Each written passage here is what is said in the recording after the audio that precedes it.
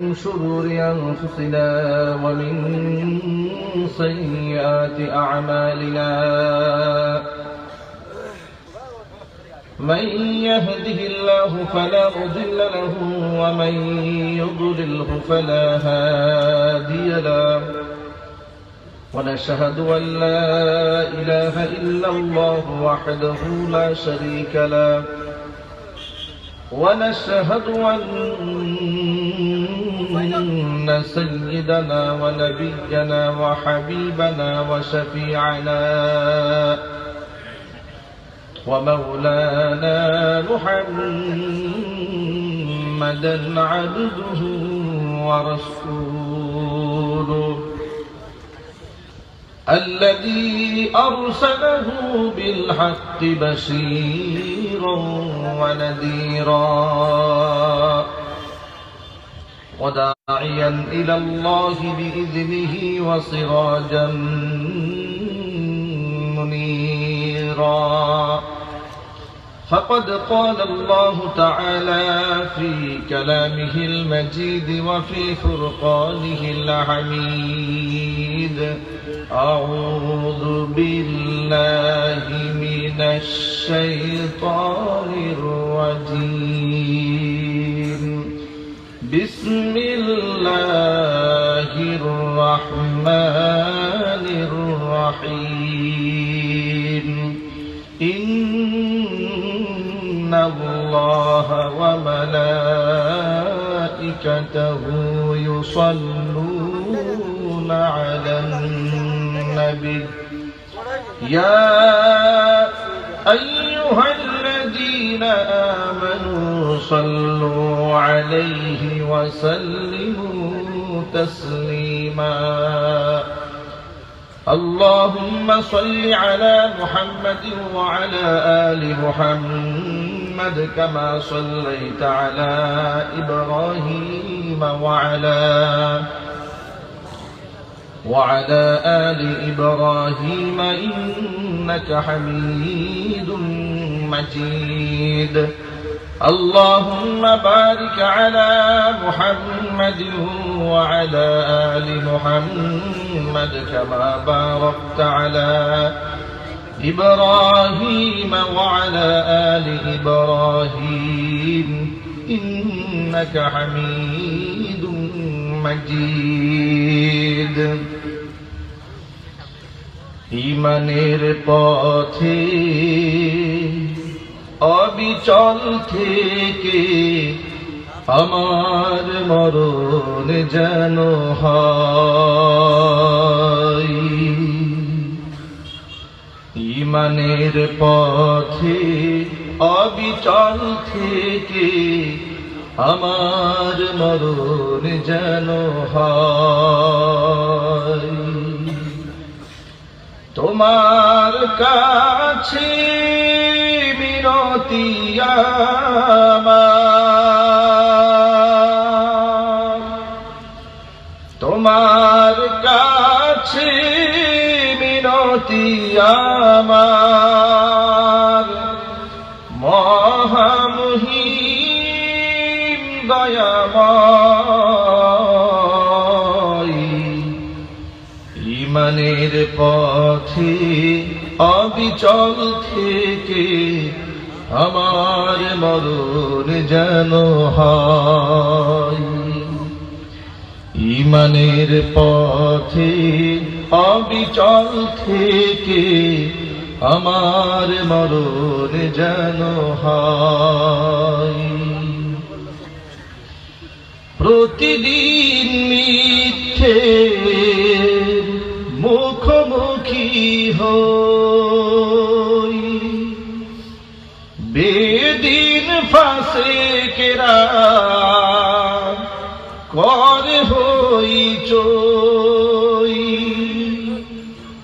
প্রতিদিন মিথ্যে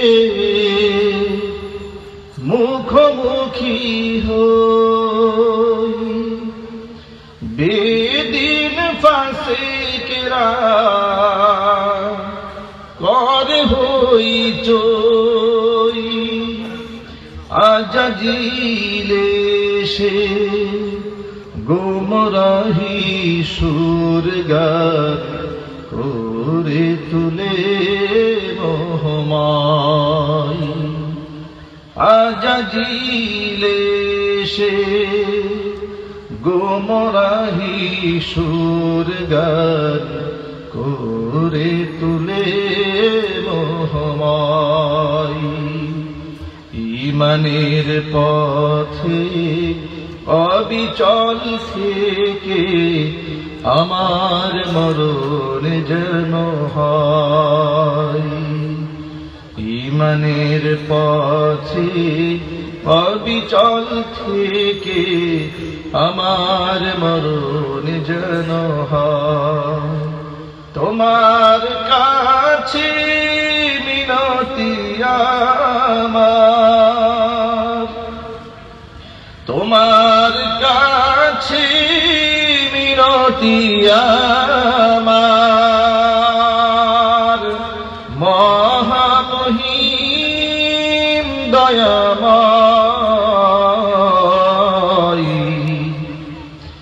ঈমানের পথে অবিচল থেকে আমার মরণ যেন হয় ঈমানের পথে অবিচল থেকে আমার মরণ যেন হয় ঈমানের পথে অবিচল থেকে আমার মরণ যেন হয়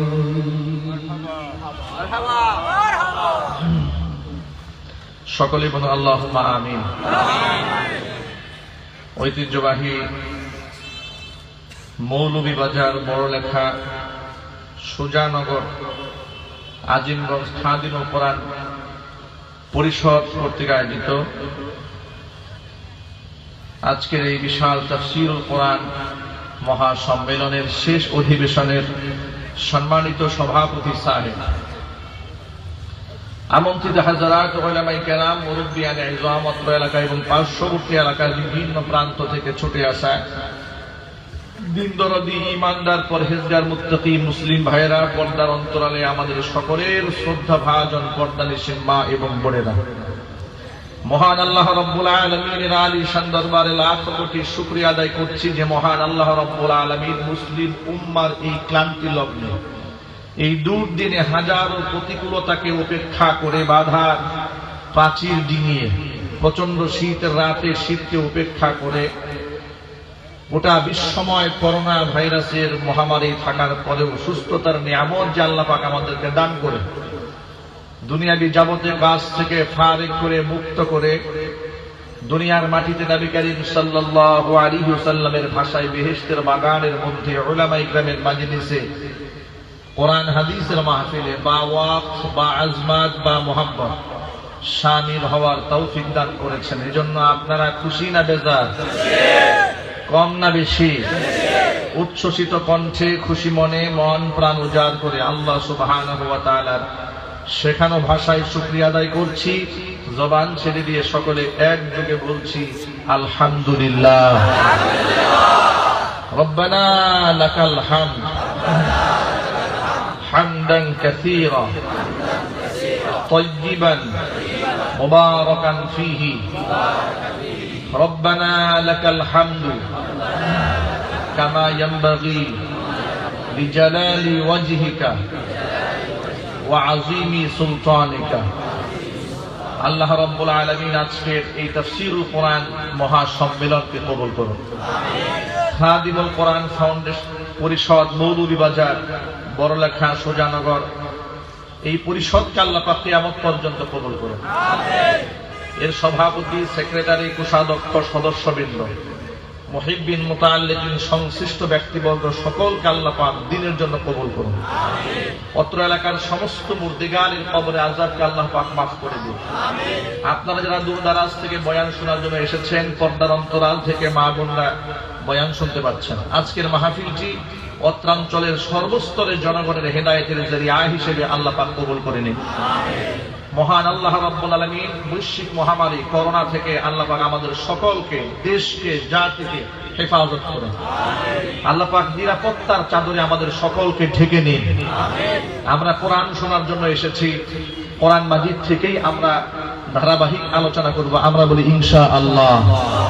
কোরআন হচ্ছে হিদায়াতের কিতাব, কোরআন হচ্ছে মুক্তির কিতাব, কোরআন হচ্ছে মানবতার মুক্তির কিতাব, কোরআন হচ্ছে সুন্দর সমাজ বিনির্মাণের গাইডলাইন, কোরআন হচ্ছে আইনের কিতাব, কোরআন হচ্ছে বিচারের কিতাব, কোরআন হচ্ছে সাম্যের কিতাব, কোরআন হচ্ছে গোটা বিশ্বময় মানবতার মুক্তির কিতাব। কোরআন নাজিল হলো, আল্লাহ সুবহানাহু ওয়া তাআলা কোরআন নাজিল করলেন, ঘোষণা দিলেন আলিফ লাম রা কিতাবুন আনজালনাহু ইলাইকা লিতুখরিজান নাসা মিনাজ যুলুমাতি ইলান নূর। আমি এমন একটা কিতাব আপনার প্রতি নাজিল করেছি যাতে করে মানুষদেরকে আপনি অন্ধকার থেকে আলোর দিকে বের করে নিয়ে আসতে পারেন।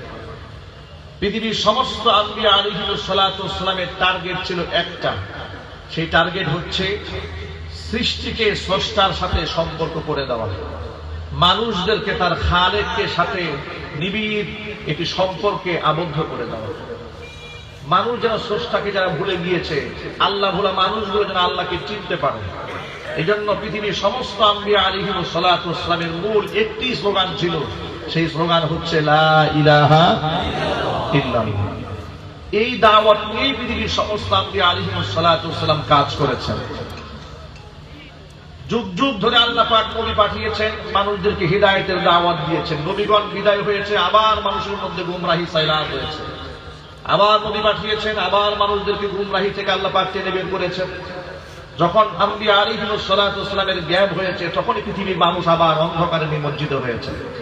সর্বশেষ ঈসা আলাইহিস সালাতু ওয়াস সালাম আসলে আবার জওয়ান কালে আল্লাহ পাক তাকে আসমানে উঠিয়ে নিলেন জীবিত অবস্থায়। প্রায় 700 বছরের একটা গ্যাপ হয়ে যাচ্ছে। পৃথিবীবাসী নবী থেকে, রাসূল থেকে বিশ্ববাসী মাহরুম থেকেছে। আবার পৃথিবী তিমিরাচ্ছন্ন অন্ধকারে ছেয়ে গিয়েছে। আবার গোটা দুনিয়ার মানুষ মানবতা হারিয়ে ফেলেছে, ইনসাফ ভুলে গিয়েছে। তাওহীদের উপর ভিত্তি করে যে ঘরের নির্মাণ হয়েছে, পৃথিবীর সর্বপ্রথম ঘর, সেই বাইতুল্লাহ আল কাবার ভেতরে তারা 360খানা মূর্তি পর্যন্ত সেখানে ঢুকিয়ে দিয়েছে।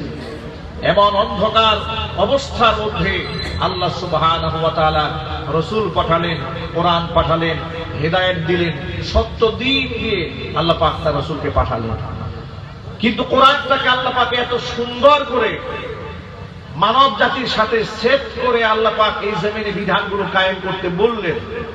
আল্লাহ যদি চাইতেন, যেহেতু বিধান আল্লাহ, গোলাম আমরা আল্লাহ, যে কোনো মুহূর্তে তো আল্লাহ পাক যে কোনো বিধান বান্দার উপর আরোপ করতে পারেন। সেই ক্ষমতা কি আল্লাহর নাই?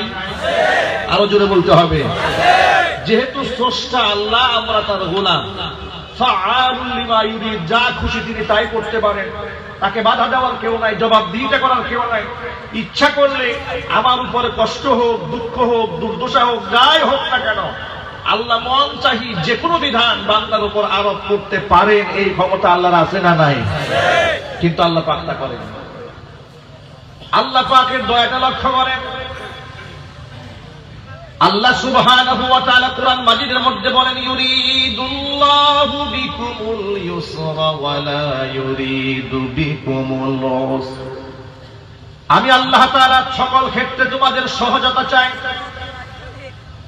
তাম দুনিয়ার সমস্ত বিধানগুলোকে সহজভাবে তোমাদের সামনে, তোমাদের জীবনের সাথে সেট করে দিতে চাই। ওয়ালা ইউরিদু বিকুমুল উসরা, কঠিন কোন বিধান আমি তোমাদের উপর আরোপ করে দিতে চাই না।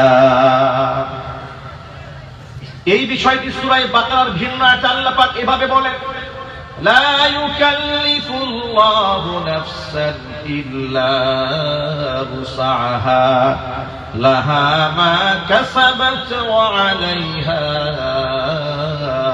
মাকতাসাবাত। মানুষের সাধ্যাতিরিক্ত কোনো বিষয় আমি কারোর উপর চাপায় দেই না। পৃথিবীতে মানুষ কল্যাণকর যা করে তার বিনিময়ে সে পাবে, সেটা তার পক্ষে যাবে। আর ক্ষতিকর কিছু করলে ওয়া আলাইহা, সেটা তার উপরে আরোপিত হবে। পৃথিবীর সমস্ত মানুষ মিলেও যদি অন্যায় করে, এতে করে আমি আল্লাহর কোনো ক্ষতি হবে না। আর বিশ্বের সমস্ত মানুষ মিলে যদি ভালো করে, আমি আল্লাহর ভালো মন্দই কিছুই হবে না। ভালো করলে আমাদের কিছুটা সাধারণ সম্মুখীন করার জন্য, কখনো জমিনে কখনো আসমানে কিছুটা সাধারণ সম্মুখীন মানুষদেরকে আমি আল্লাহ করি, যাতে করে বান্দারা ব্যাক করে আমি আল্লাহর দিকে ফিরে আসতে পারে। এই জন্য ভাইরা আমার, মুসিবত যখন আসে, মুসিবত থেকে শিক্ষা নিতে হবে। আজকে করোনা মহামারীতে গোটা বিশ্বময় যখন সন্ত্রস্ত হয়েছে, আতঙ্কিত হয়েছে, করোনার মধ্যে আল্লাহ সুবহানাহু ওয়া তাআলা বিশ্ববাসীকে কত সুন্দর সুন্দর মেসেজ দিয়েছে। শিক্ষিত মানুষেরা, চিন্তাশীল মানুষেরা সেখান থেকে শিক্ষা গ্রহণ করেছে। আর বিভ্রান্ত লোকেরা, মাথা মোটা লোকেরা এই করোনা থেকে শিক্ষা নিতে না পেরে আল্লাহ থেকে আরো দূরে সরে চলে গেছে। করোনা ভাইরাস দুনিয়াবাসীর মধ্যে আসার পরে গোটা বিশ্ববাসীর মধ্যে আল্লাহ সুবহানাহু ওয়া তাআলা দেখিয়ে দিয়েছেন সামান্য একটা রোগের কাছে মানুষ কতটা অসহায়। সামান্য একটা রোগ থেকে বাঁচার জন্য মানুষেরা পর্দা করা শুরু করে দিয়েছে। যে দেশের মেয়েরা সারাটা জীবন হাফ প্যান্ট পরেছে, জিন্সের প্যান্ট পরেছে, সারাটা জীবন ভর উলঙ্গ হয়ে যারা রাস্তাঘাটে চলাফেরা করেছে, করোনার ভয়ে তারা এমন পর্দা করা শুরু করে দিয়েছে, তাদের মতো পর্দা বিশ্বের কেউ করে নাই। কথা বলেন ঠিক কিনা? পর্দা করা দেখলে যারা নাক শিক্ষাত, মুখ ঢাকলে আনকালচার, আনসোশাল, অসামাজিক এগুলা বলতো, আজকে ওই সমস্ত লোকেরা এমন ভাবে মুখ ঢেকেছে, হাত পা ঢেকেছে, গ্লাস পরেছে, হ্যান্ড গ্লাস পরেছে, গোটা শরীর পলিথিন দিয়ে ঢেকে ফেলেছে। আল্লাহ সুবহানাহু ওয়া তাআলা সামান্য একটা করোনা দিলেন, আর এতেই মানুষ প্যাকেটজাত হওয়া শুরু হয়ে গেল। আল্লাহ পাক যদি চান বিশ্বের সমস্ত নারীদেরকে পর্দা বাধ্যতামূলক করতে, এটা কি আল্লাহর সময় লাগবে? আরো আসতে বলেন, সময় লাগবে? আল্লাহ পাকের সময় লাগে। কিন্তু আল্লাহ পাক এভাবে কঠিন করে মানুষের উপর আরোপিত করতে চান না। আল্লাহ সহজভাবে বিধান করতে চান। কোরআনের দিকে একটু লক্ষ্য করেন। কোরআন হচ্ছে গোটা বিশ্ববাসীর জন্য আল্লাহ পাকের নিয়ামত। কোরআনের বিধানটা একটু লক্ষ্য করেন। মদের মতো এত জঘন্য একটা বিধান। মদ হালাল না হারাম? আপনারা সবাই শুনতে পাচ্ছেন? তাহলে একটু জবাব সবাই দেবেন। মদ হালাল না হারাম? হারাম। এত বড় একটা জঘন্য কাজ মদ খাওয়া, এই মদ পান করাটা হারাম। এই বিধানটা নাজিল করতে আল্লাহ পাক 3 স্টেপে, 3 ধাপে আয়াত নাজিল করেছেন। সুবহানাল্লাহ। আচ্ছা, আল্লাহ তো খালিক, আল্লাহ তো স্রষ্টা, আমরা হলাম গোলাম। আল্লাহ তো ঘাড় ধাক্কা দিয়ে, গলা চাপ দিয়ে বলতেন, এই বেটা আজকে থেকে মদ খাওয়া হারাম। কি পারতেন না আল্লাহ তাআলা? কথা বলে না কেন? আল্লাহ পারতেন না? পারতেন। আল্লাহ পাক তা করেন। কারণ হচ্ছে ইসলাম হচ্ছে স্বভাবজাত একটা ধর্মের নাম।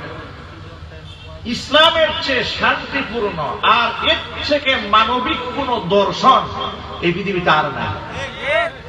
যদিও আজকে ইসলামকে বলা হচ্ছে যে সাম্প্রদায়িক, ইসলাম হচ্ছে সাম্প্রদায়িক। ইসলামকে যারা বেশি ভালো করে মান্য করতে চায় তাদেরকে সাম্প্রদায়িক, উগ্রবাদী ইত্যাদি ইত্যাদি বিভিন্ন নামে কিছু বুদ্ধিজীবীরা আখ্যায়িত করার চেষ্টা চালায়, ঠিক কিনা?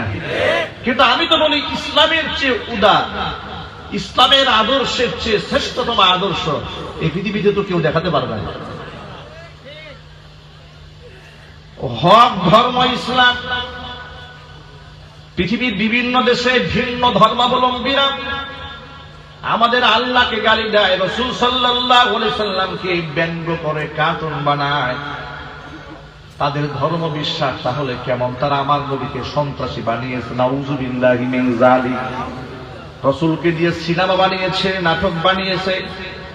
সাহাবায়ে কেরামের পবিত্র জিহাদ গুলাকে সন্ত্রাসী দেবে নাটক, সিনেমা বানিয়ে বিশ্ব মিডিয়াতে তারা ছড়িয়ে দিয়েছে। তাই শুধু নয়, আল্লাহর নবী সাল্লাল্লাহু আলাইহি সাল্লামের ব্যঙ্গ করে কার্টুন বানিয়ে তারা লটকায় রেখেছে বিল্ডিং এর মধ্যে। কিন্তু ইসলাম কি বলে শোনেন, আমাদের ধর্মটা কতটা মানবিক, কতটা উদার, কতটা পরিচ্ছন্ন, কতটা ওয়াসি, কতটা ব্রড মাইন্ডেড, কতটা প্রশস্ত চিন্তা চেতনা লালন করে ইসলাম। ইসলাম বলে ভিন্ন ধর্মাবলম্বীদের নবীদেরকে নিয়ে তোমরা তুচ্ছ তাচ্ছিল্য ব্যঙ্গ করবে, দূরের কথা শোনো। ইসলামের পরিষ্কার বক্তব্য হচ্ছে আমানার রাসূলু বিমা উনজিলা ইলাইহি মির রাব্বিহি ওয়াল মুমিনুন কুল্লুন আমানা বিল্লাহি ওয়া মালাইকাতিহি ওয়া কুতুবিহি ওয়া রুসুলিহি লা নুফাররিকু বাইনা আহাদিন মির রুসুলিহি وقالوا سمعنا وأطعنا غفرانك ربنا وإليك المصير। আমার নবী ঈমান এনেছে তার উপর নাযিলকৃত আয়াতের উপরে। আমানার রাসূল বিমা উনজিলা ইলাইহি মির রাব্বিহি, তার রব আমি আল্লাহর পক্ষ থেকে যা নাযিল হয়েছে তার উপর আমার নবী ঈমান এনেছে। এবং শুধু আমার নবী না, সমস্ত ঈমানদাররা ঈমান এনেছে। তারা কি কি বিষয় ঈমান এনেছে শোনো। কুল্লুন আমানা বিল্লাহি, তারা সকলে মিলে ঈমান এনেছে আমি আল্লাহর উপরে। ওয়া মালাইকাতিহি, আমার ফেরেশতাদের উপরে। ওয়া কুতুবিহি, আমার নাযিলকৃত কিতাব সমূহের উপরে। যদিও তাদের উপর শুধুমাত্র কোরআন নাযিল হয়েছে, শুধু কোরআনটাকেই তারা বিশ্বাস করে না, তারা কোরআনের প্রতি ঈমান আনে, তারা তাওরাতের উপর ঈমান আনে, তারা ইনজিলের প্রতি ঈমান আনে, তারা সহিফার উপর ঈমান আনে। জোরে জোরে বলেন সুবহানাল্লাহ। কাউকে তারা খাটো করে না। ওয়া মালাইকাতিহি ওয়া কুতুবিহি ওয়া রুসুলিহি, তামাম দুনিয়ার মধ্যে আমার প্রেরিত সমস্ত রাসূলদের উপরই তারা ঈমান আনে। এবং তাদের বক্তব্য হচ্ছে ওয়াকালু, তারা বলে লা নুফাররিকু বাইনা আহাদিন মির রুসুলিহি, আল্লাহ পাকের প্রেরিত কোন রাসূলদের মধ্যে আমরা পার্থক্য সূচিত করি না, কাউকে আমরা খাটো বানাই না, কাউকে আমরা তুচ্ছ তাচ্ছিল্য করি না। তাদের বক্তব্য হলো ক্বালু সামি'না ওয়া আতা'না, আমরা যা শুনলাম তা আমরা আনুগত্যের শির নত করে মেনে নিলাম। জোরে জোরে বলেন সুবহানাল্লাহ। গুফরানাক, তোমার মাগফিরাত কামনা করি। রব্বুল আমিন, তোমার কাছ থেকে আমরা ক্ষমা প্রার্থনা করি। ওয়া ইলাইকাল মাসির, তোমার দিকে আমাদের প্রত্যাবর্তন। ভাইরা আমার, এই আয়াত দ্বারা এতটা স্পষ্ট হয়েছে ইসলামের যে প্রশস্ত চিন্তা চেতনা দুনিয়ার কোন মানুষ লালন করে নাই। ভিন্ন ধর্মাবলম্বী কেউ এত প্রশস্ত চিন্তা নিয়ে পৃথিবীতে আগমন করে নাই। জোরে বলুন ঠিক কিনা। আজকে আমাদের মসজিদগুলা ভেঙে দিয়ে মন্দির বানানো হচ্ছে। ভারতবর্ষ, এই গোটা ভারতবর্ষ মুসলমানরা শাসন করেছে প্রায় 800 বছর। কত বছর? আর যদি বলেন না আপনারা, 800 বছর মুসলমানরা শাসন করেছে। কিন্তু মুসলমানদের এই 800 বছরের ইতিহাসে এমন একটা নজির আপনারা দেখাতে পারবেন না যে মুসলমানরা কারো মন্দির ভেঙে সে জায়গায় মসজিদ বানিয়েছে। কোন প্রমাণ বিশ্বের কেউ দিতে পারবে না। ঠিক কিনা? আজকে যারা আমাদেরকে ধর্মের বুলি শোনান, আমাদেরকে নিরপেক্ষতার স্লোগান শোনায়, তাদের চরিত্রের দিকে তাকায় দেখেন। 1947 সনে দেশ ভাগ হয়েছে। আজকে 2021 সন, মাত্র 74 বছর ওরা ক্ষমতায় এসেছে। 74 বছরের ক্ষমতার জোরে, এর দাপটে, অহংকারে, দাম্ভিকতায় ফেটে পড়ছে ওরা। আজকে স্লোগান দিচ্ছে মুসলমানদেরকে ভারতে ওরা থাকতে দেবে না। শুধু তাই না, এমন কাজ করেছে 500 বছরের আগের পুরাতন জামে মসজিদ, বাবরি মসজিদটাকে অবৈধভাবে ভেঙে দিয়ে সে জায়গার মধ্যে মন্দির নির্মাণ কাজ শুরু করে দিয়েছে। এর চেয়ে পাশবিকতা, এর চেয়ে বড় জুলুম আসমানের নিচে জমিনের উপর, এর চেয়ে কট্টর হিংস্রতা আর কেউ দেখাতে পারে না। জোরে বলুন ঠিক কিনা? ওরাই আমাদেরকে মানবতা শেখায়। ভারতবর্ষ 1947 সনে যখন ভাগ হয়েছে, 97,000 মুক্তিযোদ্ধা সেখানে অংশগ্রহণ করেছে। এই 97,000-এর মধ্যে 67,000 মুক্তিযোদ্ধা, তাদের নামের তালিকায় এখনো পর্যন্ত দিল্লি গেটের মধ্যে 97,000 মানুষের নামের তালিকা রয়েছে ৯৭,০০০-এর ভেতরে যারা দেশকে ইংরেজ থেকে ব্রিটিশ খেলাফ আন্দোলনে সামিল হয়ে দেশকে যারা স্বাধীন করেছে, সেখানে প্রায় ৬৭,০০০ সৈনিক মুসলমান। আল্লাহু আকবার বলবেন না? যারা রক্ত দিয়ে জীবন দিয়ে দেশকে স্বাধীন করেছে, আজকে সেখানে তাদের স্বাধীনতা নাই। ওরা আবার আমাদেরকে ধর্মের স্লোগান শোনায়, ওরা আমাদেরকে উগ্রবাদী বলে গালি দেয়। মাহফিলের মধ্যে ওদের অপকর্ম যদি আমরা তুলে ধরি, তাহলে আমরা জঙ্গি হয়ে যায়, তাহলে আমরা উস্কানিমূলক কথা বলি, এটা বলা হয়ে যায়। কিন্তু ওরা যে আমার মসজিদ ভেঙে মন্দির বানালো, ওরা শান্তিকামী হয়ে গেল, প্রতিবাদ করে আমরা জঙ্গি হয়ে গেলাম। কথা বলেন ঠিক কিনা? এখন আপনাদের মনে প্রশ্ন আসতে পারে, এত বছর মুসলমানরা ক্ষমতা থাকার পরে মন্দির ভাঙলো না কেন, প্যাগোডা ভাঙলো না কেন, গির্জা ভেঙে দিল না কেন, দখল করলো না কেন? শুনে এই আদর্শ আমাকে কোরআন শিখিয়ে দিয়েছে, লা ইকরাহা ফিদ্দীনি ক্বাদ তাবায়্যানার রুশদু মিনাল গাই। ধর্মের মধ্যে জবরদস্তি নাই, কোনটা হেদায়েত আর কোনটা গুমরাহি স্পষ্ট হয়ে গিয়েছে।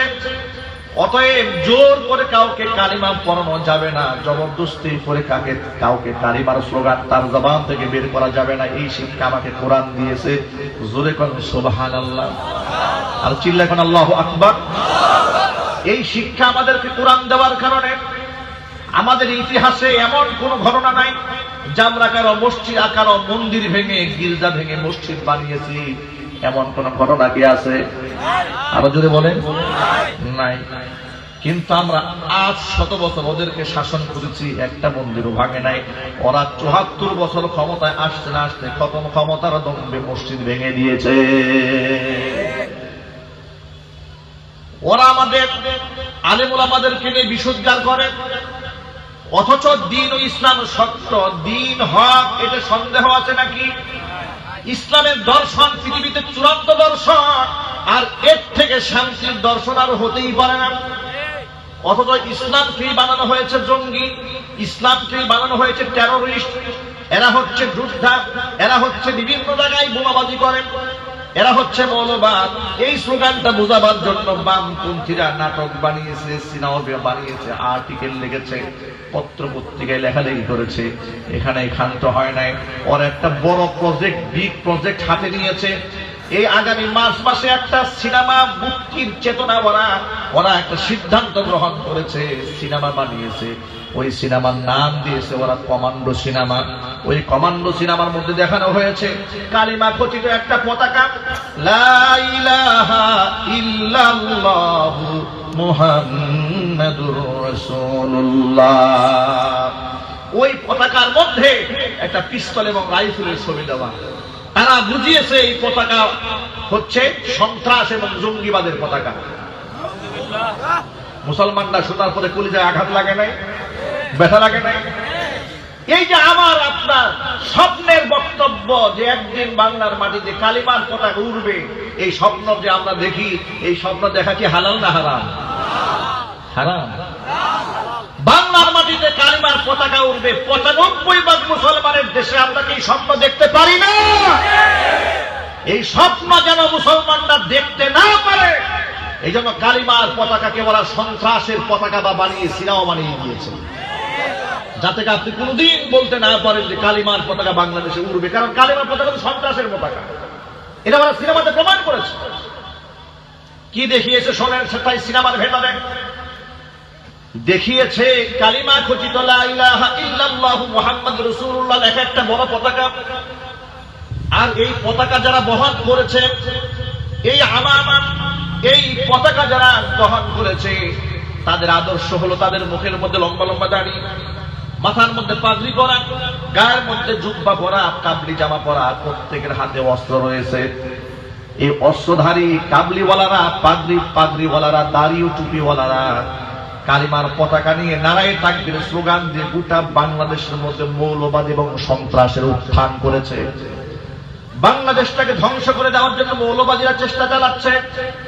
আর এই মৌলবাদের আগ্রাসন থেকে মানুষকে, দেশকে, জাতির পতাকাকে রক্ষা করার জন্য পার্শ্ববর্তী দেশ ভারত থেকে এক মালউন নায়ক, তার নাম তার দেব, তাকে ভাড়া করা হয়েছে। সে দেশের পতাকাকে এই মৌলবাদীর আগ্রাসন থেকে রক্ষা করার জন্য ঢাল নিয়ে যুদ্ধের ময়দানে ঝাঁপিয়ে পড়েছে। চিৎকার দিয়ে বলেন নাউজুবিল্লাহ। আপনারা ঘুমায় আছেন কিন্তু ওরা ঘুমায় নাই। আপনারা ঘুমিয়ে আছেন কিন্তু বাতিলরা ঘুমায় নাই, নাস্তিকরা ঘুমন্ত নাই, ইসলাম বিদ্বেষীরা ঘুমন্ত নাই। এই সিনেমা যারা বানাচ্ছে তারা গোটা বাংলাদেশের মধ্যে কুফুরি সংস্কৃতি, কুফুরি আকীদা আর কুফফারদের আগ্রাসন প্রতিষ্ঠার জন্য হীন প্রচেষ্টা চালাচ্ছে। কথা বলেন। আপনি যেন, আমি যেন জিহাদের নামটা মুখে আনতেই না পারি, জিহাদের কথা শুনলে যেন মানুষ আটকে উঠে ভয় পেয়ে যায়। এই জন্য জিহাদ মানেই সন্ত্রাস হিসেবে জাতির সামনে উপস্থাপন করা হয়েছে। এই কাজগুলো যারা করেছে তারা যে আসলেই দেশের জনগণের দুশ্মন, স্বাধীনতার দুশ্মন, এতে কি কোনো সন্দেহ আছে? চিৎকার দিয়ে বলতে হবে সন্দেহ আছে। এবার আমি যদি আপনাদেরকে প্রশ্ন করি, স্টেজে দাড়ি পুজোওয়ালা লোকের অভাব নাই। আমার সামনে হাজার হাজার মানুষ রয়েছে, তাদের মুখে লম্বা লম্বা দাড়ি দেখা যায়, মাথার মধ্যে টুপি পাগড়িও আছে। আপনাদের এলাকার যতগুলো মসজিদ রয়েছে ইমাম সাহেবের মুখে দাঁড়িয়ে আছে না নাই? জবাব এভাবে দিলে আমি কথা বলবো না, সবাইকে এক বাক্যে জবাব দিতে হবে। আপনাদের এলাকার মসজিদে ইমাম সাহেবের মুখে দাঁড়িয়ে আছে না নাই? টুপি আছে না নাই? ভালো মানুষ, মুফতি, মুহাদ্দিস, শাইখুল হাদিস, তাদের মুখে দাঁড়িয়ে আছে না নাই? টুপি আছে না নাই? দাড়ি এবং টুপিওয়ালারা যারা সমাজে বসবাস করছে এরা কি সন্ত্রাসী? আরো জোরে বলতে হবে, এরা কি মাস্তান? এরা কি খুনি? তাহলে এই লেবাস, এই পোশাকটাকে সন্ত্রাসী, খুনি, মাস্তান, ডাকাত, ধর্ষণকারী, লুণ্ঠনকারী হিসেবে সিনেমাতে যারা মানুষের সামনে প্রচার করে, প্রকাশ করে, তারা যে সবচাইতে উগ্রবাদী এবং মিথ্যাবাদী প্রতারক, এতে সন্দেহ আছে?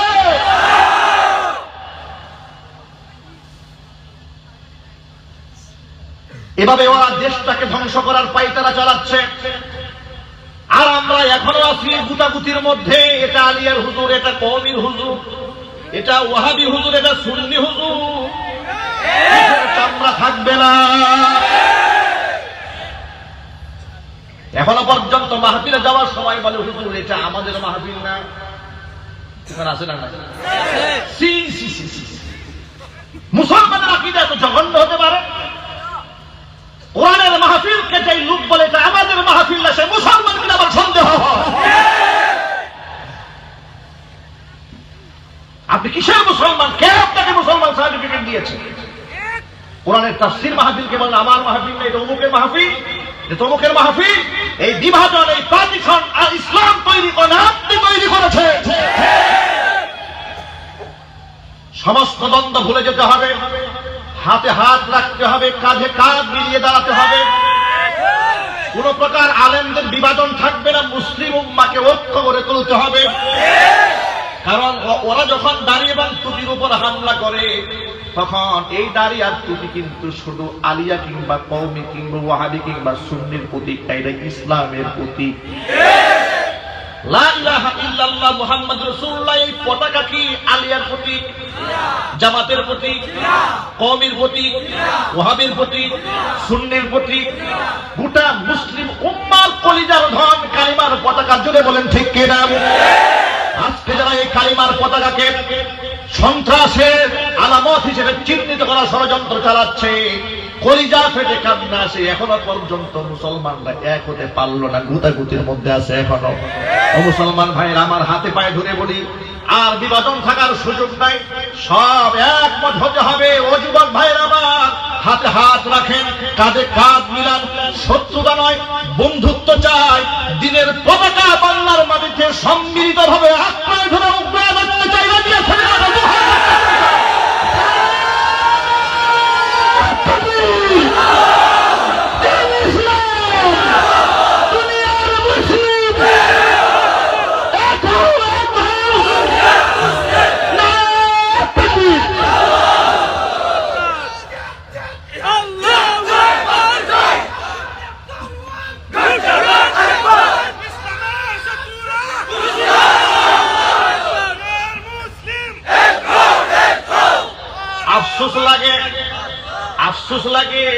সিনেমার ট্রেলারের মধ্যে দেখানো হয়েছে মুখে দাড়ি এবং টুপিওয়ালারা তারা সবাই বলতেছে নারায়ে তাকবীর আল্লাহু আকবার। আর এই নারায়ে তাকবীর আল্লাহু আকবার স্লোগানটা হচ্ছে জঙ্গি আর সন্ত্রাসীদের স্লোগান। জোরে জোরে বলেন নাউযুবিল্লাহ। এমন মুসলমানকে আমি নিজে বহুবার দেখেছি মাহফিলের মধ্যে আল্লাহু আকবার ধরে দিচ্ছে, স্টেজ থেকে নেতা সাহেব বলছে এই স্লোগান দিয়েন না, স্লোগান দিয়েন না। এখন থেকে কোন মাহফিলে স্লোগান দিতে যে নেতা বাধা দিবে লাঠি মেরে স্টেজ থেকে বের করে দিতে হবে।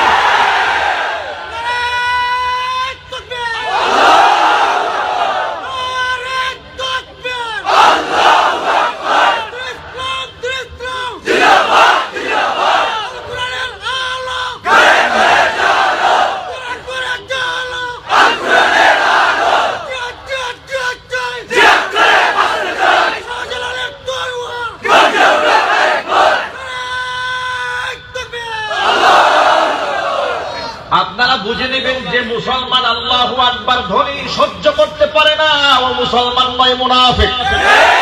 কথা বলতে হবে, ও মুসলমান না মুনাফিক। মুনাফিকের স্থান মাহফিলের স্টেজ হতে পারে না, যদি বলতে হবে। মুনাফিকের স্টেজে মুনাফিক এই কোরআনের স্টেজে থাকতে পারবে না। কোরআনের স্টেজে থাকতে হলে কোরআনের মহব্বত নিয়েই থাকতে হবে, না হয় কান ধরে বের হয়ে যেতে হবে।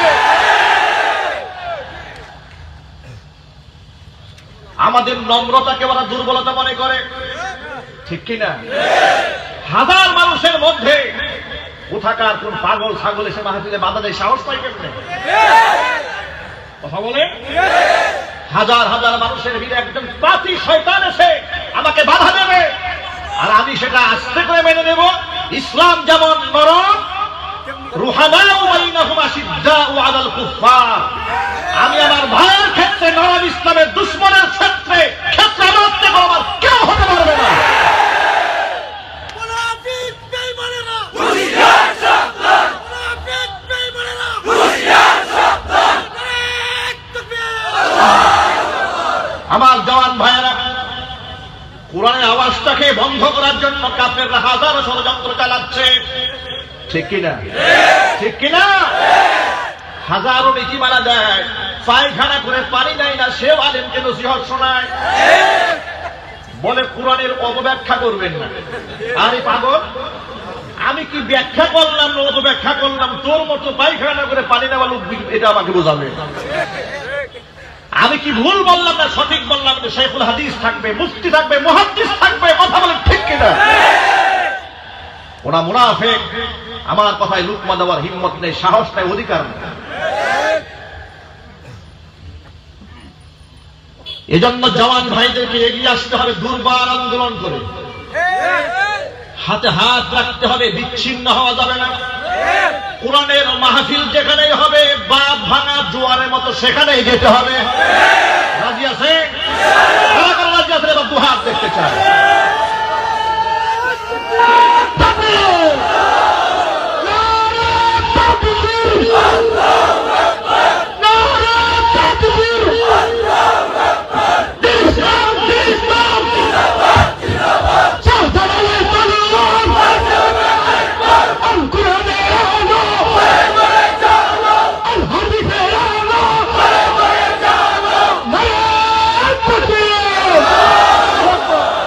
আমার জওয়ান ভাইয়েরা, কালিমার পতাকা লা ইলাহা ইল্লাল্লাহু মুহাম্মাদুর রাসূলুল্লাহ সাল্লাল্লাহু আলাইহি ওয়াসাল্লাম আমার কলিজার পতাকা। কথা বলেন ঠিক কিনা? এই পতাকাকে সাহাবায়ে কেরাম সমুন্নত রাখার জন্য জীবনের ঝুঁকি নিয়েছে, ঠিক কিনা? ছোট্ট একটা ঘটনা আপনাদেরকে শোনায়, ঐতিহাসিক ঘটনা, বহুবার আপনারা বিভিন্ন মুফাসসিরের মুখে এটা শুনেছেন। মুতার প্রান্তরে সাহাবায়ে কেরাম রাদিয়াল্লাহু তাআলা আনহুম আজমাইনদের কাফেলা পর্যন্ত যখন পাঠাচ্ছেন, তিনজন সেনাপতি আল্লাহর নবী নির্বাচন করেছিলেন। জাফর বিন আবি তালিব রাদিয়াল্লাহু তাআলা আনহু, যায়েদ বিন হারিসা রাদিয়াল্লাহু তাআলা আনহু, আব্দুল্লাহ ইবনে রাওয়াহা রাদিয়াল্লাহু তাআলা আনহু, তিনজন ব্যক্তিকে আল্লাহর নবী যুদ্ধের ময়দানে পাঠিয়ে দিবেন, সেনাপতির দায়িত্ব দিয়ে দিলেন। জাফর বিন আবি তালিব রাদিয়াল্লাহু তাআলা আনহু স্ত্রীর কাছ থেকে বিদায় নেওয়ার সময় ডাকতে বলে, প্রাণের স্ত্রী, হক বুঝি আদায় করতে পারি নাই, মাফ করে দিও, ক্ষমা করে দিও। আল্লাহ নবী আমাকে মুতার প্রান্তরে সেনাপতির দায়িত্ব দিয়েছেন, যুদ্ধের ময়দানে চলে যাচ্ছি, আমাকে ক্ষমা করে দিও, হয়তো তোমার সাথে জমিনে আমার আর কোনোদিন দেখা হবে না। আমার সন্তানদেরকে রেখে গেলাম যে আদর্শের জন্য আজকে আমি জীবন দিতে যেতেছি, আমার সন্তানদেরকেও সেই রাস্তায় তুমি বড় বানাইও। জাফর বিন আবি তালিব রাদিয়াল্লাহু তাআলা আনহুর স্ত্রী আল্লাহর কাছে হাত তুললেন, রব্বুল আলামিন, আমার স্বামী জিহাদের ময়দানে যাচ্ছে, তাকে তুমি গাজী বানিয়ে আবার তুমি আমার ঘরের মধ্যে ফিরাইয়ে দিও। এই কথা বলার পর জাফর রাদিয়াল্লাহু তাআলা আনহু তলোয়ারের হাতে তলোয়ার ছিল, উল্টা পিঠের আঘাত দিয়ে হাতটা নিচ দিকে নামায় দিয়ে বলছে, উল্টা দোয়া করে কাজ হবে না, এই দোয়া আল্লাহর কাছে কবুল হবে না। আল্লাহর নবী সাল্লাল্লাহু আলাইহি ওয়াসাল্লাম আমার নামের আগে একজনের নাম বলেছেন, পরে একজনের নাম বলেছেন। এর মানে নির্ঘাত আমি যুদ্ধের ময়দানে শহীদ হয়ে যাব। আমি এই শাহাদাতের তামান্না নিয়ে, শাহাদাতের প্রেরণা নিয়ে জিহাদের ময়দানে রওনা হলাম। তুমি আল্লাহর কাছে উল্টা দোয়া করো না। জিহাদের ময়দানে জাফর বিন আবি তালিব রাদিয়াল্লাহু তাআলা আনহু ছুটে চললেন। ভাইরা আমার, একটুখানি বোঝার চেষ্টা করেন, এক হাতে তলোয়ার আর এক হাতে কালিমার পতাকা, যে পতাকাকে ওরা সন্ত্রাসের পতাকা বানিয়ে দিতে চায়, সাহাবায়ে কেরাম রাদিয়াল্লাহু তাআলা আনহুম সেই পতাকা, কালিমার পতাকা যুদ্ধের ময়দানে ধারণ করেছে। ওই পতাকা নিয়ে সামনে যখন যায়, কাফের বেঈমানরা জাফর বিন আবি তালিবের ডান হাতের মধ্যে এত যদি তলোয়ার যে আঘাত করেছে, জাফর বিন আবি তালিব রাদিয়াল্লাহু তাআলা আনহুর হাতটা কেটে ছিন্ন হয়ে গেছে। হযরত জাফর বিন আবি তালিব কালিমার পতাকা মাটিতে পড়তে দেন নাই, বাম হাত দিয়ে উঁচা করে ধরে রেখেছেন। কাফের বেঈমানরা বাম হাতের মধ্যে এত যদি আরেকটা আঘাত করে দিয়েছে, বাম হাত কেটে ঝুলে পড়েছে। কাটা দুটা হাত দিয়া কালিমার পতাকা চাপ দিয়ে বুকের সাথে আগলায় ধরে রেখে দিয়েছে। এখানে ওখান তো হয় না, কাফেররা এই ধারের মধ্যে তলোয়ার দিয়ে আঘাত করেছে, দেহ থেকে মাথা ছিন্ন হয়ে আলাদা হয়ে গিয়েছে। জাফর বিন আবি তালিব রাদিয়াল্লাহু তাআলা আনহু পতাকা ছাড়েন নাই। আব্দুল্লাহ ইবনে রাওয়াহা রাদিয়াল্লাহু তাআলা আনহু বলেন, আমরা যখন পেছন দিক থেকে আসতেছিলাম, দুজন সাহাবী শহীদ, যায়েদ বিন হারিসা শহীদ হয়ে গেছে, জাফর বিন আবি তালিব তিনিও শাহাদাতের পেয়ালা পান করেছেন। কিন্তু আশ্চর্যজনক ভাবে, রহস্যজনক ভাবে তাকায় দেখলাম, চতুর্দিকে ইসলামের সৈনিক কাউকে দেখা যায় না, কিন্তু সামনে কালিমার পতাকা পথ পথ করে উড়ে। সামনে আগায় গেলাম, দেখি তো কে এটাকে ধরল। আমি যাওয়ার আগে গিয়া দেখি হযরত জাফরের ডান হাত একদিকে পড়ে আছে, বাম হাত একদিকে পড়ে আছে, জাফরের গোটা দেহটা আরেকদিকে পড়ে আছে, কল্লাটা আরেকদিকে পড়ে আছে। যেখানে মাথা পড়ে আছে, দাঁত দিয়া কর্তিত মাথা, দাঁত দিয়ে কামড়ায় ধরে কালিমার পতাকা উঁচা করে রেখে দিয়েছে। ও মুসলমান ভাইরা আমার, সাহাবায়ে কেরামের কাছে কালিমার পতাকার মূল্য ছিল এরকম, কল্লা উড়ে যাবে কিন্তু কালিমার পতাকার সামান্যতম অমর্যাদা হতে দেন নাই। আর আমরা কিসের মুসলমান হয়ে গেলাম? এমন মুসলমান হয়ে গেলাম, ইসলামের সমস্ত বিধানের কথা আমরা বলতেও সাহস পাই না। কথাক্ষণ ঠিক কিনা?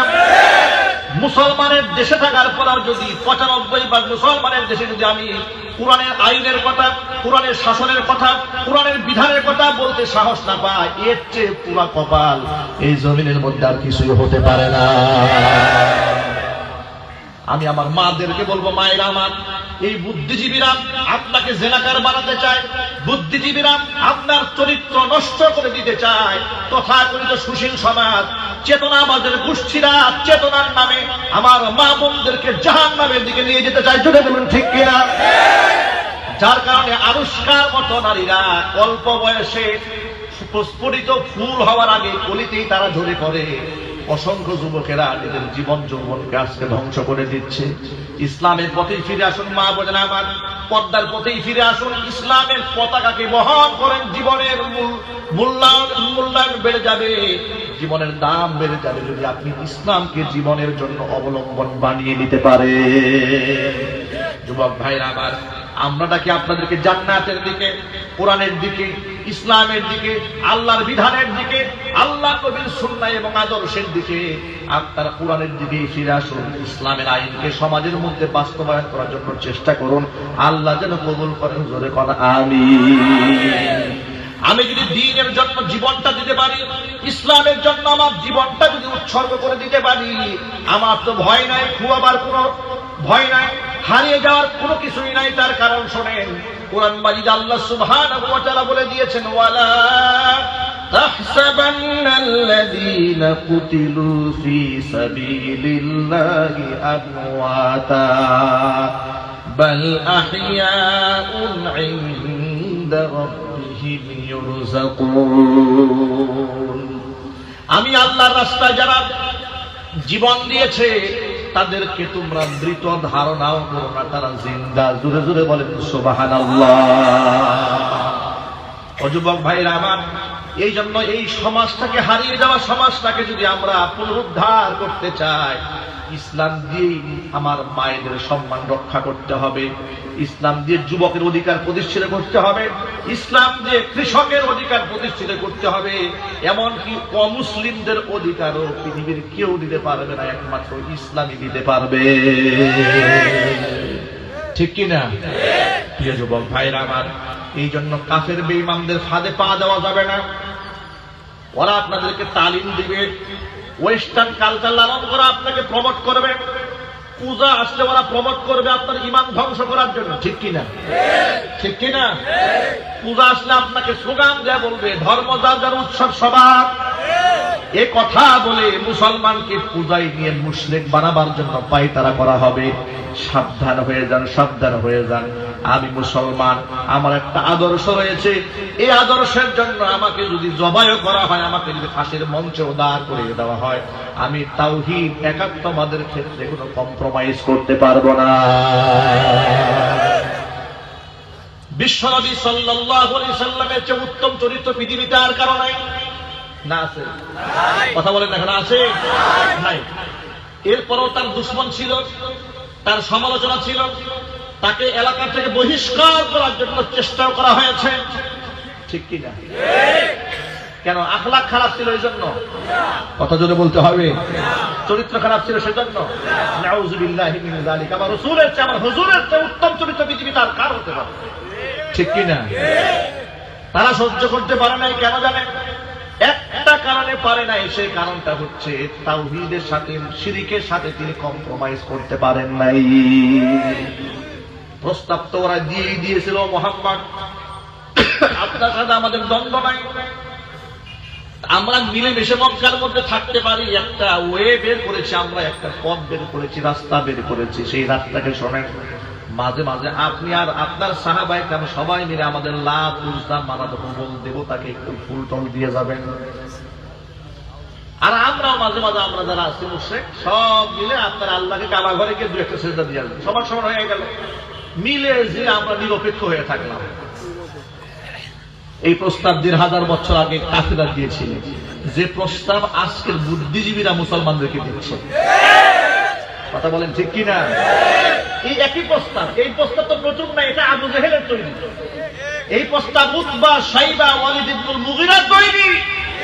আজকে সেই প্রস্তাবটা আবার নতুন করে মুসলমানদেরকে দেওয়া হচ্ছে। মুসলমান না বুঝে বলে, যা আসলে অত্যন্ত সুন্দর প্রস্তাব, এটা মিলেমিশে থাকবো, মহব্বত নিয়ে থাকবো, অসুবিধা কি? তারা কন্টেন্টটা বুঝলো না। আমরা যখন এই অন্যায়ের প্রতিবাদ করি, আমাদেরকে বলে অমানবিক, অসাম্প্রদায়িক। আমি তাদেরকে অত্যন্ত বিনয়ের সাথে বলতে চাই, শোনেন, অসাম্প্রদায়িক বলতে আপনি কি বোঝাতে চেয়েছেন, আর সাম্প্রদায়িক বলতে কি বোঝান, ব্যাখ্যা আগে ভালো করে মানুষের সামনে প্রমাণ করেন। আমার ইসলাম আমাকে বলে দিয়েছে, কোন অমুসলিম যদি বিপদগ্রস্ত হয় তাকে সাহায্য করা। ঠিক কিনা? মেয়ে বিবাহ দিতে পারে না, সাহায্য করা। ঋণগ্রস্ত হয়েছে, অমুসলিম সাহায্য করা। রোড অ্যাক্সিডেন্ট করেছে, তাকে সাহায্য করা। ঘরে টিনের চাল দিয়া পানি পরে, সুন্দর ঠিক করে তাকে থাকা খাবার বন্দোবস্ত করে দাও, সাহায্য করো। এটাই হলো ইসলাম। আমার নবী মুহাম্মদ সাল্লাল্লাহু আলাইহি সাল্লাম কাফের বেঈমানদের বোঝা নিজের কাঁধে বহন করিয়ে বিশ্বের সামনে প্রমাণ করে দিয়েছে, ইসলামের যে মানবিক আদর্শ পৃথিবীতে আর নাই। কিন্তু না, সেখানে সাহায্য সহযোগিতা নেই। সাহায্যের জন্য কোথায় যায় জানেন? আল্লাহর সাথে শরীক স্থাপন করা হচ্ছে, উনি আনন্দের সাথে সেখানে যাচ্ছে, কিন্তু এই লোকটা যদি অসহায় হয় তাকে টাকা দেয়। কথা বলেন ঠিক কি? এটা আবার কোন ধরনের মানবিকতা, এটা কোন ধরনের আদর্শ? এটা হচ্ছে নিজের আকীদা ধ্বংস করে নিজের নাক কেটে অন্যের যাত্রা শুভ করার একটা আয়োজন। কথা বলেন ঠিক কিনা? এজন্য এই চেতনার সাথে পা দেওয়া যাবে না। এটা হচ্ছে কুফরি চেতনা, এটা ধর্ম বিরোধী চেতনা, ইসলাম বিরোধী চেতনা। এই চেতনা থেকে বের হয়ে এসে ইসলামিক চেতনা লালন করতে হবে। রাজি আছেন কারা কারা? জোহার দেখতে চান? আল্লাহ কবুল করেন, জোরে করে আমিন। হাত নামান যুবক ভাইরা, আপনাদেরকে ইসলাম বিরোধী কারা বানাই শোনেন। কষ্ট হচ্ছে নাকি আপনাদের? ছোট্ট করে শোনেন, ইসলাম বিরোধী আপনাদেরকে কারা বানায়? বাংলা ভাষায় একটা কথা আছে, সৎ সঙ্গে স্বর্গবাস, অসৎ সঙ্গে সর্বনাশ। আপনাকে আগে দেখতে হবে আমি চলি কার সাথে। আমি কিছু কিছু লোকদেরকে বলেছি যে আপনি যার সাথে চলছেন সে কট্টর ইসলাম বিদ্বেষী। সে লোকটা আমাকে জবাব দিতে বলছে, হুজুর আমি চলি কিন্তু তার নীতি মানি না।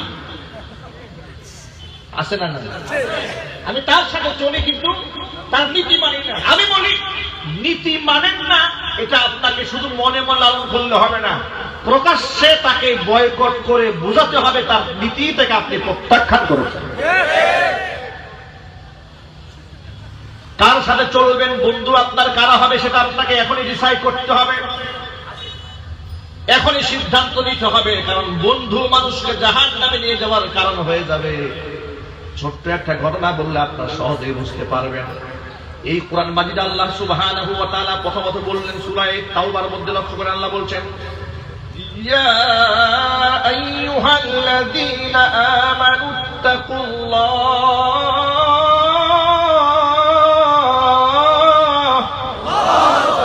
ওয়া কুনু মা'আস সাদিকিন।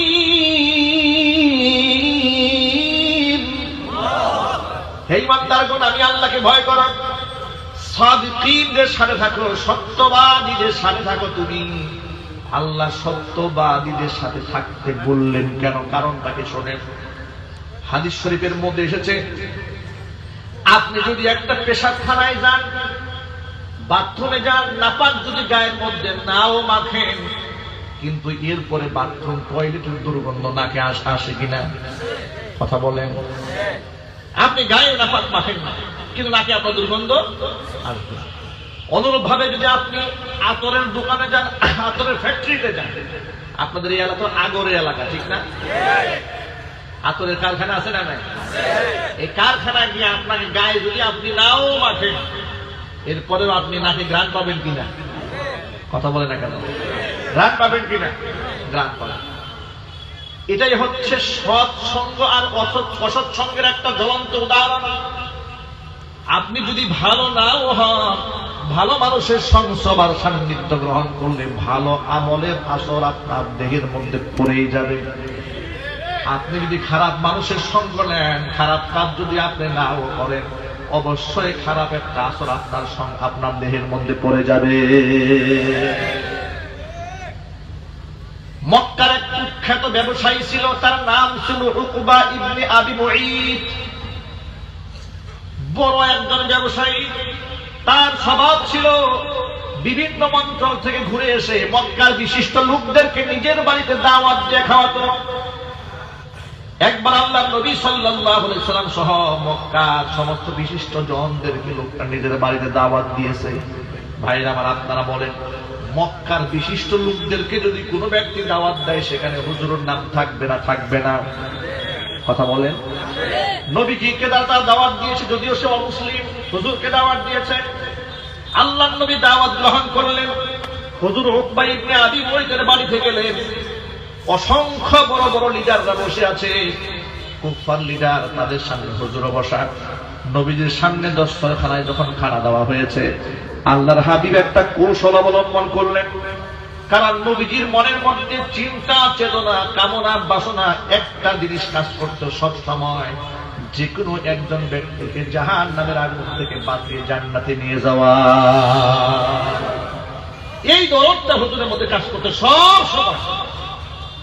যার কারণে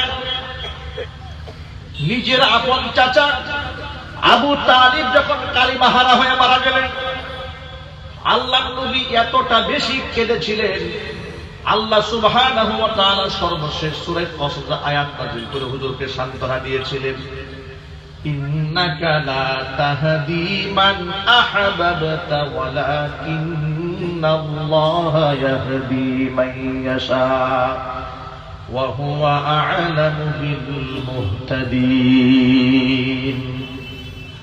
ও নবীজি, যাকে খুশি তাকে আপনি হিদায়াত দিতে পারবেন না, হিদায়াত তো যাকে খুশি আমি আল্লাহ দিতে পারি। হেদায়েত দেওয়ার মালিক কে? যেখানে আল্লাহ রাসূল সাল্লাল্লাহু আলাইহি ওয়াসাল্লামকে আল্লাহ বলছে যাকে খুশি আপনি তাকে হিদায়াত দিতে পারবেন না, সেখানে আজকে তো ভণ্ড পীররা যাকে খুশি তাকে জান্নাতে ঢুকাই দিচ্ছে। হেদায়েত না, হেদায়েত তো মানে অনেক পরের কথা, একদম সরাসরি বেহেশতে ঢুকাই দিচ্ছে। আছে না নাই? পীর সাহেবের কাছে বায়াত হলে বেহেশত সার্টিফিকেট দেওয়া হচ্ছে, রেজিস্ট্রি করা। নাউযুবিল্লাহি মিন যালিক। কয়েকদিন আগে এরকম একটা শয়তান জমিন থেকে বিদায় হয়েছে, কথা বলেন ঠিক কিনা? শয়তান মরে যাওয়ার পর গোটা বাংলাদেশে আনন্দের জোয়ার বয়েছে। কিছু লোকেরা বলেছে তার ছেলে আবার অনলাইনে এসে বলেছে যে বলবে বাবা মরেছে সে জাহান্নামী হবে, ঈমান নষ্ট হয়ে যাবে। বাবা আমার মরে নাই, আল্লাহর সান্নিধ্যে গেছে, আল্লাহর সান্নিধ্যে আছে। নাউযুবিল্লাহ, জোরে জোরে বলেন নাউযুবিল্লাহ। জান্নাতের সার্টিফিকেট দূরের কথা, হেদায়েত দেওয়ার মালিক কোনো পীর নন, কোন আলেমের হাতে হেদায়েত নাই। এমনকি এই কোরআন মানুষকে শুধুমাত্র রাস্তা দেখায় দিতে পারে, হেদায়েত দেওয়ার মালিক নবীও নন, রাসূলও নন, আলেমও নন। হেদায়েত দেওয়ার মালিক হচ্ছেন একমাত্র আল্লাহ রাব্বুল আলামিন। ঠিক কিনা ভাইরা আমার? আল্লাহ নবী চাইতেন ছলে বলে কলে কৌশলে একটা মানুষকে যদি কালিমা পড়াতে পারে, আর ওই লোকটা যদি জাহান্নামের আগুন থেকে বেঁচে জান্নাতে হয়ে যান, এটাই হচ্ছে জীবনের সফলতা। উকবা ইবনে আবি মুঈতের বাড়িতে দাওয়াতি মেহমান হয়েছেন হুজুর। দস্তরখানার সামনে যখন খাবার দেওয়া হয়েছে, আল্লাহ রাসূল বললেন, উকবা আমি ততক্ষণ পর্যন্ত তোমার খাদ্য গ্রহণ করব না, তোমার মেহমানদারি আমি গ্রহণ করব না, যতক্ষণ না পর্যন্ত তুমি কালিমা পড়ে মুসলমান না হবে। চতুর্দিকে মানুষরা হা করে তাকায় আছে, এখন উকবা কি জবাবটা দেবে? উকবা ইবনে আবি মুঈত মনে মনে ভাবলেন, কি কঠিন সিচুয়েশন, কি কঠিন পরিস্থিতি। সমস্ত মানুষ আমার দিকে ফেল ফেল করে তাকায় আছে, আর আমার বাড়ির মেহমান যদি আমার বাড়িতে না খেয়ে চলে যান, এর চেয়ে লজ্জার তো আর কিছু নাই। এই জন্য তিনি সবার সামনে ঘোষণা দিয়ে দিলেন, লা ইলাহা ইল্লাল্লাহ মুহাম্মাদুর রাসূলুল্লাহ সাল্লাল্লাহু আলাইহি ওয়াসাল্লাম। ঘোষণা শোনার পর আল্লাহর নবী তৃপ্ত হলেন, খুশি হলেন। হুজুর তার মেহমানদারি গ্রহণ করলেন, খাবার খেলেন। খাবার খেয়ে যখন আল্লাহর নবী বিদায় হয়েছেন, চতুর্দিকে মক্কার চতুর্পার্শ্বে এই সংবাদটা স্ফুলিঙ্গের মতো ছড়ায় পড়ল। উকবা ইবনে আবি মুঈতের মতো বিশিষ্ট শিল্পপতি ইসলাম ধর্ম গ্রহণ করেছে। এই উকবার সাথে মক্কার একটা কুখ্যাত কাফেরের সাথে হৃদয়ের সম্পর্ক ছিল। ওই কুখ্যাত কাফেরের নাম ছিল উমাইয়া ইবনে খালফ। উমাইয়া ইবনে খালফের কানে যখন আওয়াজ গেল, উবাই ইবনে খালফ যখন শুনতে পেল উকবা ইবনে আবি মুঈত কালিমা পড়ে মুসলমান হয়েছে, এই সংবাদটা কানে দেওয়ার সাথে সাথে কলিজার মধ্যে হিংসার আগুন জ্বলে উঠল। সে বন্ধুকে ডেকে বলল, বন্ধু শুনলাম তুমি নাকি কালিমা পড়ে মুসলমান হয়েছে। বলে, হ্যাঁ, এটা আমি মন থেকে গ্রহণ করি না। তাকে শোনাচ্ছে, আমি মন থেকে গ্রহণ করি নাই, সিচুয়েশনে আমাকে বাধ্য করেছে। বলল, এই সমস্ত কথা বললে আমার কাজ হবে না, আমার দিল ঠান্ডা হবে না। যদি আমার অন্তরটাকে শান্ত করতে চাও, কলিজা যদি ঠান্ডা বানাতে চাও, বন্ধুত্ব যদি ঠিক রাখতে চাও, যে মুহাম্মদের কাছে কালিমা গ্রহণ করে ইসলাম গ্রহণ করেছো, কালিমা পড়েছো, ওই মুহাম্মদের মুখের মধ্যে থুতু মেরে তাকে লাঞ্ছিত করতে হবে। ভাইরা আমার, লোকটা যখন বন্ধুত্ব টিকায় রাখার জন্য বলল, ঠিক আছে, তুমি যদি এই কাজটা করলে খুশি হও, আর আমাদের বন্ধুত্ব যদি ঠিক থাকে, তাহলে এই বন্ধুত্ব ঠিক রাখার জন্য আমি মুহাম্মদের মুখের মধ্যে থুতু মারবো, জোরে কর নাউজুবিল্লাহ। কপাল পুরা উকবা ইবনে আবি মুঈত বন্ধুর কথায় প্ররোচিত হয়ে নবী মুহাম্মদ সাল্লাল্লাহু আলাইহি সাল্লাম দুনিয়া আখিরাতের বাদশা ইমামুল মুরসালিন রাহমাতুল লিল আলামিনের মুখের মধ্যে থুতু নিক্ষেপ করে দিয়েছে। কত বড় মালউন, কত বড় অভিশপ্ত, কত বড় নাফরমান। আল্লাহর হাবিব এত কষ্ট পেয়েছেন। আল্লাহর নবী যখন দুঃখ পেতেন, কষ্ট পেতেন, অনেক ক্ষেত্রে হুজুর সবর করেছেন, ধৈর্য ধারণ করেছেন। কিন্তু উকবা ইবনে আবি মুঈতের এই আচরণ হুজুরের মুখের মধ্যে থুতু মেরে দেবেন। হুজুর এতটুকু বললেন, এই মক্কা এরিয়ার বাহিরে যদি তুমি যাও অবশ্যই তোমার কল্লা পড়ে যাবে, তোমাকে গজবে ধরবে। এই কথাটা চতুর্দিকে ছড়াই পড়ল যে মুহাম্মদ সাল্লাল্লাহু আলাইহি সাল্লাম ভবিষ্যৎবাণী করে দিয়েছেন, মক্কার এরিয়ার বাহিরে গেলেই এর দুর্দিন নেমে আসবে, গজব শুরু হয়ে যাবে, দেহতে কল্লাটা আলাদা হয়ে যাবে। এই কথাটা শোনার পর থেকে উকবা ইবনে আবি মুঈত আর কখনো মক্কা থেকে বাহিরে বের হতো না। কিন্তু আপনারা সবাই এক বাক্যে জবাব দিয়ে বলেন, নবীজির কথা সত্য না মিথ্যা, হক না বাতিল, ভুল আছে, সন্দেহ আছে, বাস্তবায়ন হবেই হবে। বেশি দিন সময় লাগে নাই। বদর যুদ্ধের মধ্যে কাফের বেঈমানরা সশস্ত্র বাহিনী রেডি হয়েছে। আল্লাহর নবী সাহাবায়ে কেরামদেরকে সমূলে জমিন থেকে উৎপাদন করে দেওয়ার জন্য চক্রান্ত করেছে।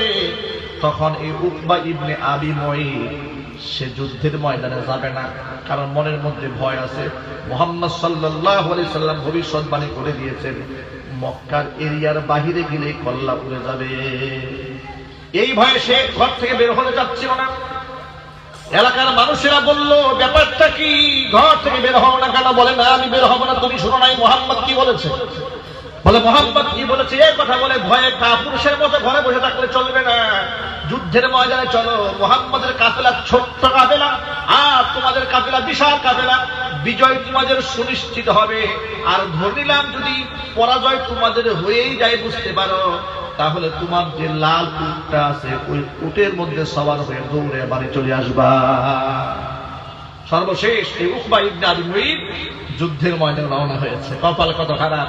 হযরত আলী কাররামাল্লাহু ওয়াজহা, আল্লাহর নবী সাল্লাল্লাহু আলাইহি সাল্লাম তাকে দায়িত্ব দিয়েছেন, এই উকবাকে ধরাশয় করার জন্য দায়িত্ব দিয়েছেন। উকবা নিজের উটের উপর সওয়ার হয়েছে, পালিয়ে যাওয়ার জন্য নিজের বাড়ির রাস্তা নিজে হারিয়ে ফেলেছে। ফয়সালা কার? আর যদি বলতে হবে ফয়সালা কার? বদর প্রান্তে এই দুজনে বন্ধু গজবে বিদায় হলো, লানত নিয়ে বিদায় হলো, জাহান্নামের টিকিট প্রাপ্ত হয়ে গেল। কোরআন মাজিদে তাদের ব্যাপারে আল্লাহ ঘোষণা দিয়েছেন, ইয়াউমা ইয়া'আদ্দুয যালিমু আলা ইয়াদাইহি ইয়াকুলু ইয়া লাইতানি ইত্তাখাযতু মা'আর রাসূলি সাবিলা।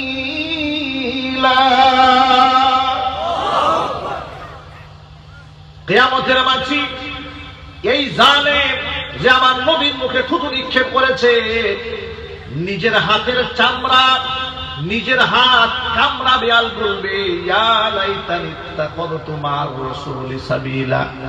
আহারে, ওই কাফেরদের বন্ধুত্ব না নিয়ে যদি আমি মুহাম্মদ সাল্লাল্লাহু আলাইহি সাল্লামের সাথে রাস্তা ধরতাম, তাহলে কতই না ভালো হতো।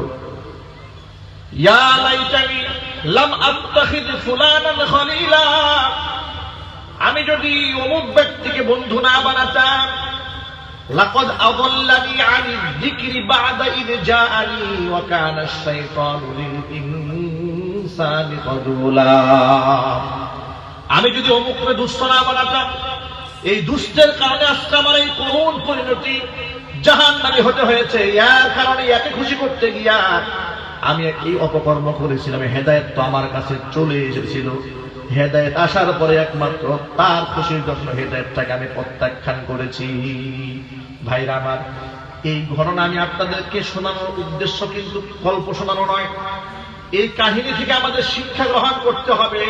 অনেক সময় দেখবেন বন্ধুর খাতিরে আলেমের সাথে তার কোনো দুশ্মনী নাই, কিন্তু বন্ধুকে খুশি করার জন্য আলেমের বিরুদ্ধে স্লোগান দেয়। যদি বলতে হবে আছে না নাই?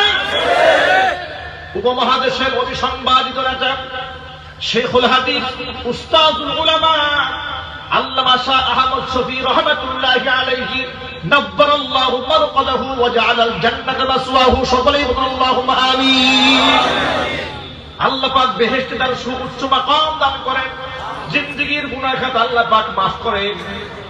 এত বড় আল্লাহর ওলি জমিনে থাকা অবস্থায় কিছু কুলাঙ্গার বাংলার মাটিতে তাকে তেতুল হুজুর বলে গালি দিয়েছে, আছে না নাই? এইরকম এক কুখ্যাত শয়তান করোনায় আক্রান্ত হয়ে এখন হসপিটালে,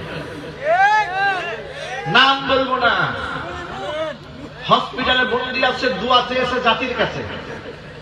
জাতি তাকেই এমন দোয়া দিয়েছে, আমি দোয়াগুলো পত্রিকায় পড়লাম। এই দোয়ার লিস্ট আর তালিকা সময়ের কণ্ঠস্বর অনলাইন পত্রিকায় দেখে মনে মনে ভাবলাম, এরকম দোয়া যদি করোনায় আক্রান্ত হওয়ার আগেও পাইত, আর এই দোয়া যদি দেখতো স্ট্রোক করে করোনা হওয়ার আগেই মরত। কথা কোন ঠিক কিনা? আলেমদের সাথে যারাই বিয়াদবি করেছে, বেইজ্জতের মালা আল্লাহ পাক গলার মধ্যে পরিয়ে দিয়েছে।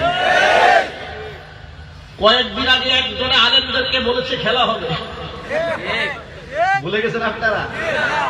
বলেছে আলেমদের সাথে বলেছে খেলা হবে, মাঠে নামে। কার টাকা খাইছে? বড় বড় কথা বলেন, কোন দেশের টাকা খাইছে? এগুলা বলেছে। আজকে তার বিরুদ্ধে নোয়াখালীতে মিছিল হয়েছে, অমুকের গালে গালে জুতা মারার তালে তালে।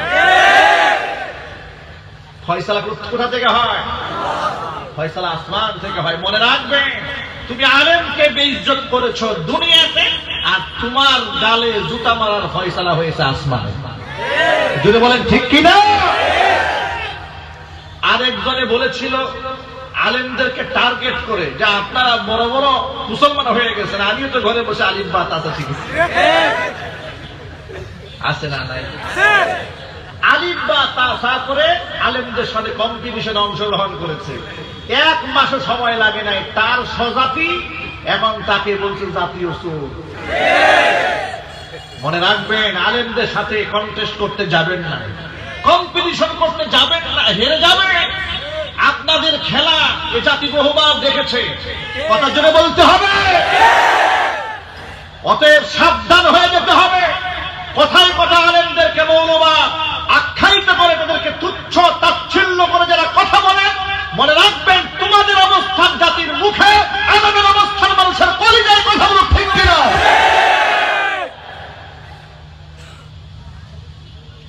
আলেমদের অবদানগুলো জাতির সামনে তুলে ধরা। করোনাকালীন মহামারীর সময় রাস্তাঘাটে যখন লাশ পড়েছিল, ওই লাশ বাবার লাশ সন্তানে ধরে নাই, স্ত্রীর লাশের কাছে স্বামী আসেনি, স্বামীর লাশের কাছে স্ত্রী আসে নাই। নারায়ণগঞ্জে বাড়ির উঠানে 3 দিন পর্যন্ত লাশ পড়েছিল, লাশের কাছে কেউ যায় নাই। বুদ্ধিজীবীরা প্রস্তাব দিয়েছিল লাশগুলাকে আগুন দিয়ে পুড়াইয়া দেওয়া হোক। আলেমরা মানবতার পাশে দাঁড়িয়েছে, জীবনের ঝুঁকি নিয়ে তাদেরকে গোসল করিয়েছে, নিজের হাতে কাফন করিয়েছে, জানাজার নামাজ পড়িয়ে কবরের মধ্যে মাদফুন করে দিয়েছে। আমি তো মনে করি জাতির দুর্দিনে এই জাতির শ্রেষ্ঠ সন্তান উলামায়ে ইকরাম যে অবদান রেখেছে, জাতীয় পর্যায়ে তাদেরকে জাতীয় বীরের উপাধি দেওয়া উচিত। সেটা তোমরা করতে পারো না, উল্টা আলেমদেরকেই বদনাম করাবার চেষ্টা করেছো। আলেমরা মসজিদে নামাজ পড়লে তোমরা কাঠ মোল্লা বলে উপহাস করেছ, ঠিক কিনা? করোনা তোমরা জানাজার নামাজের মধ্যে খুঁজো, করোনা ওয়াজ মাহফিলের মধ্যে খুঁজো, ফুটবল খেলার মধ্যে করোনা খুঁজে না। কথা বলেন আপনারা? এখানে আপনারা যে মানুষ হয়েছে, ফুটবল গ্যালারিতে এসে কি কম মানুষ হয়? হ্যাঁ, অনেক বেশি। সেখানে করোনা নাই। এই মাহফিল কয়দিন ছিল? কয়দিন?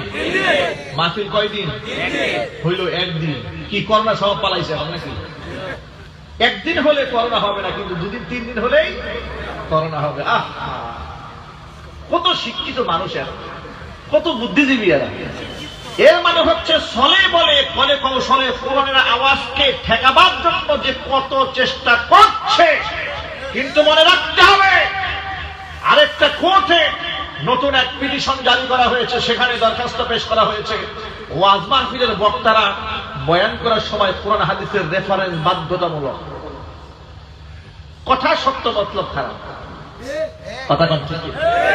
এটা হলে তো আলহামদুলিল্লাহ, এটা হলে কি আলহামদুলিল্লাহ। শুধু ওয়াজ মাহফিলে কেন এই প্রশ্নটা করতে হবে? শুধু ওয়াজ মাহফিলে ইসলামের কথা বলতে গেলে আপনাকে দলিল লাগবে কেন?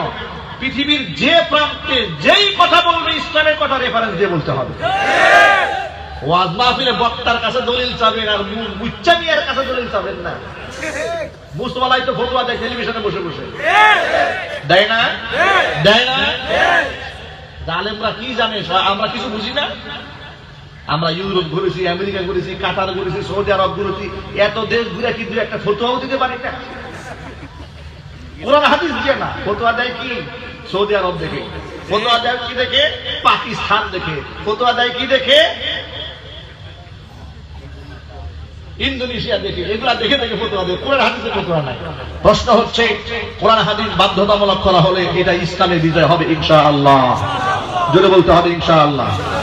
আমরা এটাই চাই। আমরা কোরআন এবং সুন্নাহ থেকে সঠিক এবং বিশুদ্ধ ইসলামকেই আমরা চর্চা করতে চাই, ঠিক কিনা? আমরা ভুল ইসলাম চর্চা করতে চাই না। তবে হ্যাঁ, দুঃখজনক ভাবে সত্য কথা, ইসলামের ব্যানার লাগিয়ে ইসলামের নামে কোরআনের মাহফিল সাজিয়ে অনেক গাল গল্প, হাসি রসিকতা করা হয়, রসাত্মক গল্প বলা হয়, যার সাথে কোরআনের হাদিসের বাস্তবতার কোনো মিল নাই। এমন গল্প আছে না নাই?